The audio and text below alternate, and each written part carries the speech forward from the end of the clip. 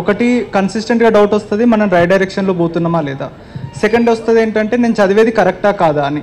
వీటికి again madam చెప్పినట్టు always self correcting parts ఉంటాయి. ఫర్ ఎగ్జాంపుల్ మీకు ప్రిలిమ్స్లో మార్క్స్ రావట్లేదు, చాలామంది ఏం చేస్తారంటే మార్క్స్ ఎందుకు రావట్లేదని స్ట్రెస్ అవుతారు తప్ప యాక్చువల్గా కూర్చొని మనం ఏం చేసామనేది అనలైజ్ చేయరు.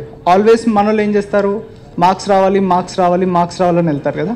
సో సెల్ఫ్ ప్రిపేర్ అయ్యే వాళ్ళు ఏం చేయాలంటే కూర్చొని ఎందుకు మార్క్స్ రావట్లేదు, పాలిటీలో ఎన్ని క్వశ్చన్స్ వచ్చాయి, ఎన్ని మార్క్స్ వస్తున్నాయి, ఎకానమీలో ఎన్ని వచ్చాయి, ఎన్ని మార్క్స్ వస్తున్నాయి, అట్లా సబ్జెక్ట్ టు సబ్జెక్ట్ తీసుకొని పాలిటీలో రావట్లేదు అనుకోండి, పాలిటీకి రివిజన్కి మోర్ టైం ఇవ్వాలి, ఎకానమీకి మోర్ టైం ఇవ్వాలి.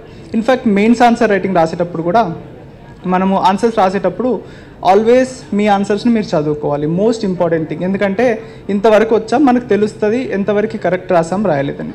మేబీ ఆ రోజు తెలియకపోవచ్చు, 2 రోజుల తర్వాత రాస్తే మీరు ఎంత చెత్త రాసారో మీకే అర్థమవుతుంది.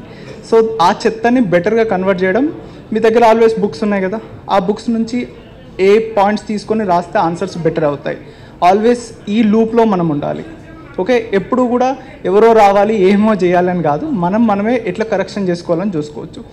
ఇఫ్ యూ హ్యావ్ ఫ్రెండ్స్, మీకు ఫ్రెండ్స్ ఉన్నారనుకోండి, మీ ఆన్సర్స్ని ఫ్రెండ్స్ని చదవమని చాలామంది చెప్తారు, బట్ ఎంతమంది ఫ్రెండ్స్ ఆన్సర్ని మీరు చదువుతున్నారు?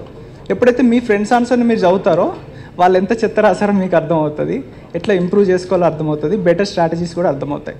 సో మీరు ఒకరికి హెల్ప్ చేయండి, మీరు ఒకరు ఆన్సర్కి ఫీడ్బ్యాక్ ఇవ్వండి, మీకు కూడా తెలుస్తుంటుంది ఆన్సర్ ఎట్లా ఇంప్రూవ్ చేయాలి ఏం చేయాలని. Same with the interview process. ఇంటర్వ్యూలో చాలామంది చెప్పడానికి ఇష్టపడతారు, బట్ ఎంతమంది క్వశ్చన్ చేయడానికి ఇష్టపడుతున్నారు?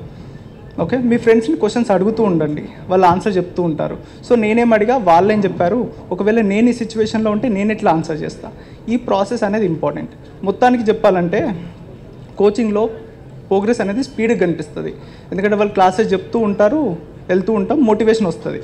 బట్ యాక్చువల్లీ అది హార్మ్ఫుల్, ఎందుకంటే మీ బేసిక్స్ ప్రాపర్గా లేకుండా ఎంత ఫాస్ట్గా ప్రోగ్రెస్ అయితే అంత ఫాస్ట్గా కూలిపోతుంది. లైక్ ఏ బిల్డింగ్, ఫౌండేషన్ కరెక్ట్గా లేకుండా పెద్ద బిల్డింగ్ కడితే ఏమవుతుంది, కట్టగానే కూలిపోతుంది. రాదర్ దెన్ దట్ సెల్ఫ్ ప్రిపరేషన్లో ఏం చేస్తామంటే ఇనీషియల్ స్టేజెస్ చాలా డిప్రెసింగ్ ఉంటాయి, అసలు ముందు కదులుతున్నట్టే అనిపించవు. బట్ గుర్తుపెట్టుకోండి అది ఫౌండేషన్, అది కనిపించదు, బట్ మీకు నెక్స్ట్ ఫస్ట్ అటెంప్ట్ కానీ సెకండ్ అటెంప్ట్ కానీ లేకపోతే మీ సక్సెస్ కానీ ఆ ఫౌండేషన్ పైనే బిల్డ్ అవుతుంది.